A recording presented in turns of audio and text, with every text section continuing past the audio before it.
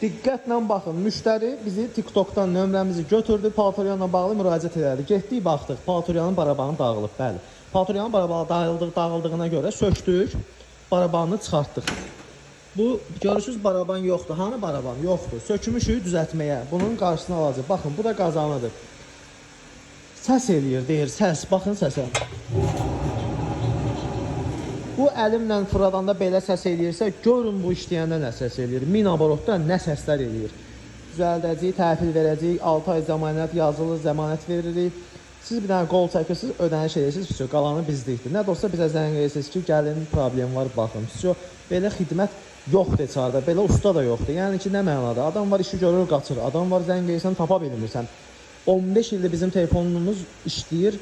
Zənglərimiz də gəlir. Siz də o zənglərin biri ola bilərsiniz ki, biz sizə xidmət göstərə bilərik. Buyurun, zəng edin, düzəldəyin, təhvil verən. Baxın, o paltoryonlar hamısı təmirlə bağlı gəlib, düzəlib, müştərilərə təhvil veriləcək. Siz də bunlardan biri ola bilərsiniz. Çünki nəyə görə göstərirəm?